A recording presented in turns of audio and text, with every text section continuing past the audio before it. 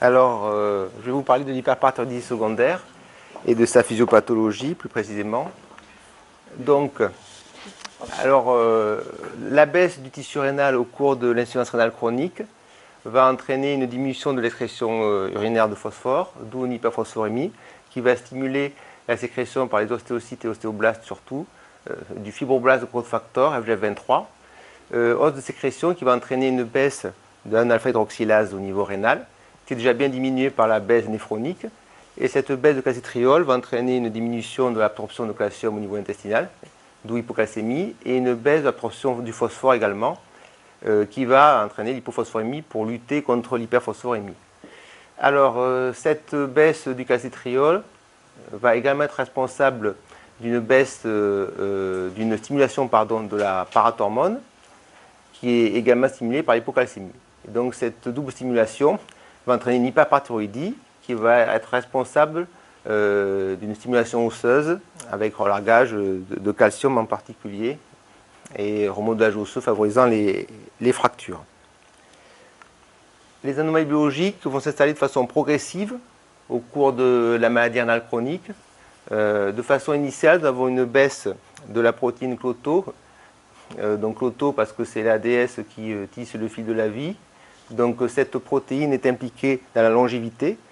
C'est-à-dire qu'il y a des patients qui ont un déficit en Cloto et qui vont avoir une surmortalité par classification cardiovasculaire. Puis, nous avons de façon précoce la hausse du FGF23 qui va commencer dès que la clairance devient inférieure à 60 ml par minute, donc au stade 3 de la maladie rénale chronique. Puis, de façon secondaire, la parathormone qui, elle, va augmenter à partir d'une clairance de 48-49 ml par minute. Nous voyons que la lutte contre l'hyperphosphorémie va être efficace puisque ce n'est qu'à un stade très tardif qu'il y a un échappement et que donc la phosphorémie va monter alors en flèche. Au cours de la maladie rénale chronique compliquée d'hyperparathyroïdie, on va observer une dysrégulation du calcium par la PTH. C'est-à-dire que la baisse de la vitamine D active entraîne une perte de rétrocontrôle. La calcémie ne peut plus contrôler la sécrétion de parathormone et il y a une hausse de set point du calcium pour la PTH.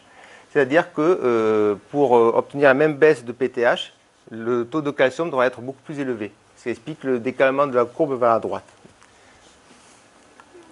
Alors l'hyperplasie de cette glande parathyroïde va se développer au cours de la maladie rénale chronique et induire une hausse de la sécrétion de parathormone et une perte des systèmes de rétrocontrôle. Donc vu que la PTH est stimulée de façon continue, à partir d'un certain moment, les cellules parathyroïdiennes ne peuvent plus faire face. Elles vont devenir donc plus nombreuses, d'où hyperplasie diffuse, qui est médiée par la baisse des récepteurs à la vitamine D, qui va entraîner la baisse des récepteurs sensibles au calcium. Puis cette nodularité précoce va devenir plus importante, en même temps que monoclonale. Et enfin, on aura une hyperparathyroïdie tertiaire avec un adénome où la PTH va devenir indépendante, la sécrétion de la PTH, de la calcémie.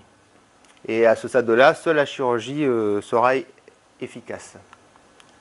Alors, quelle valeur de parathormone va-t-on prendre en compte pour traiter les patients? Dans cette étude d'Urenia, on voit que sur 42 patients, alors il y en avait 10 en remodelage osseux bas ou normal, 32 en remodelage osseux élevé. Et bien cette série, seul un patient sur 10 avec une PTH au-dessus de 300 avait un os normal. Et en se basant sur d'autres critères radiologiques associés à l'hyperparathyroïdie secondaire, les cas d'Oki, donc une sorte de consensus, ont décidé que la zone 150-300 était le moins souvent associée à un remodelage et donc devait être la zone cible de la parathormone chez la maladie rénale chronique. Alors, les CADIGO en 2009 ont défini de nouvelles cibles pour la calcémie, la phosphorémie et la PTH sur des notions de risque associées et de données osseuses. Les analyses étaient fondées sur des données observationnelles avec le lien entre les marqueurs des troubles métaboliques osseux et les résultats cliniques qui avaient été examinés sur près de 8000 patients sur une médiane de 21 mois. Donc nous voyons pratiquement à chaque fois une courbe en U, assez caractéristique, avec un risque de mortalité accru pour la PTH au-delà de 300 et encore plus au-delà de 600, mais également pour une PTH basse, associée à un bas remodelage osseux et souvent en os dynamique, en dessous de 100. Et de façon intéressante, chez les patients diabétiques, le risque de mortalité est encore 2 fois plus élevé chez les patients ayant une PTH basse. Au niveau de la calcémie, alors là, nous avons une hausse importante de mortalité aussi au-dessus de 2,75 millimoles et de façon beaucoup moindre pour l'hypocalcémie.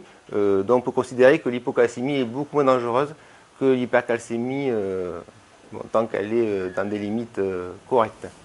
Le phosphate, là aussi, nous avons une hausse de la mortalité au-dessus de 1,75 millimoles. D'ailleurs, on l'a souvent appelé le tueur silencieux. Et lorsque la phosphatémie est inférieure à 1 millimol, nous avons aussi une hausse de la mortalité qui peut s'expliquer par la dénutrition, parce que souvent les patients qui sont en hypophosphorémie sont dénutris, mais cette mortalité accrue persistait après ajustement de l'albumine, donc aussi indépendamment de la dénutrition. Selon les données de biopsie rétrospective du Dr Maluche, la PTH n'est pas prédictive du type d'ostéopathie entre 2 et 9 fois la normale. Donc ça souligne le manque criant de biomarqueurs osseux. Et vu que seule la biopsie peut être utile, on est un peu dans le flou à ce niveau. Alors, le rein et l'os sont les cibles clés de la parathormone dans la régulation de l'homéostasie du calcium. Donc on retrouve le même schéma avec la baisse du calcium qui va entraîner donc la hausse de la PTH. Hausse de la PTH qui va entraîner au niveau de l'os la résorption augmentée du calcium et du phosphore. Et au niveau du rein, hausse de la réabsorption de calcium et baisse de l'absorption du phosphore. La vitamine D activée va également agir au niveau de l'os et au niveau de l'intestin en augmentant calcium et phosphore. Donc toutes ces flèches rouges vont venir essayer de contrebalancer, de contrecarrer l'hypocalcémie. Voilà, donc ce qu'il faut retenir, c'est que la parathormone, c'est une hormone qui est avant tout hypercalcémiante et hypophosphorémiante. Alors la physiopathologie, donc ça c'est un rappel global, avec la pathogénie de l'hyperparasecondaire qui est multifactorielle, où on retrouve donc moins de phosphore excrété, donc hausse de la phosphorémie, moins de vitamine D3 convertie en calcitriol, donc baisse du calcitriol, et moins de calcium absorbé, donc hypocalcémie. Et là nous avons les cibles futures du traitement dont parlera le Dr Simoussa, à savoir l'hypocalcémie, l'hyperphosphorémie à l'élécateur et la baisse du calcitriol, qui vont chacun, indépendamment et en synergie, entraîner une hausse chronique de la parathormone.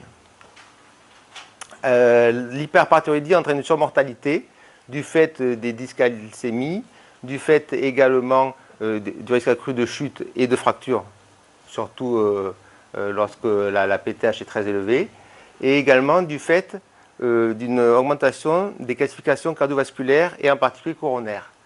Et nous voyons ici de façon nette que lorsque le score de calcification augmente, nous avons une mortalité très importante en regard. Ici, nous avons donc une très belle image d'artériographie spontanée sur un simple ASP, du fait de calcification vasculaire. Alors, la recommandation CADIGO pour la pratique, c'est un suivi du calcium et du phosphore sérique ainsi que de la PTH dès le stade 3, donc dès la clairance inférieure à 60, et tous les 6 à 12 mois, ou selon l'évolutivité. Au stade 4, donc en dessous de 30 ml de clairance, le suivi sera fait tous les 3 à 6 mois pour le calcium phosphore et tous les 6 à 12 mois pour la parathormone. Au stade 5, donc en dessous de 15 ml de clairance, le suivi sera fait tous les 1 à 3 mois et tous les 3 à 6 mois pour la PTH. Et si possible, utiliser même laboratoire, parce que surtout pour la parathormone, pas tellement pour calcium et phosphore, mais il peut y avoir de grosses variations d'un laboratoire sur l'autre. Alors ça, c'est un peu un schéma récapitulatif final avec la baisse néphronique, comme on a déjà vu, qui diminue déjà l'alpha-hydroxylase, qui va entraîner la baisse du calcitriol, d'absorption de calcium, avec là, vous voyez la valeur normale de calcémie entre 2,1 et 2,37, qui va entraîner l'hyperplasie donc des parathyroïdes, la hausse de PTH qui agit sur l'os, va entraîner la sécrétion d'AG23, qui va baisser le phosphore qui monte et va baisser aussi le calcitriol. Et enfin, voilà, donc un résumé écrit avec donc la baisse de filtration glomérulaire liée à l'insuffisance rénale chronique qui entraîne la baisse de l'excrétion de phosphore et de synthèse de la vitamine D3 active, la diminution de calcitriol qui entraîne la baisse de l'absorption de phosphore et de calcium, et donc la hausse de la PTH avec la baisse de contrôle de synthèse de la PTH. Au niveau du phosphore, nous avons l'hyperphosphorémie associée avec hausse de la synthèse du FGF23, même si on ne le dose pas, Au niveau des cellules rénales, baisse du cholestérol. Et au niveau des parathormones, on a une hausse de la durée de vie de l'ARN messager, avec une baisse des récepteurs sensibles au calcium, comme on a vu, et l'hyperplasie parathyroïdienne. Donc la hausse du FGF23 qui entraîne une baisse de la réabsorption de phosphore et diminue le calcitriol, donc on retombe là-dessus. Et la hausse de PTH qui est associée à une hausse du set point avec une PTH qui peut in fine s'autonomiser, comme on le voit dans l'hyperparathyroïdie tertiaire, où la seule chirurgie est efficace. Voilà.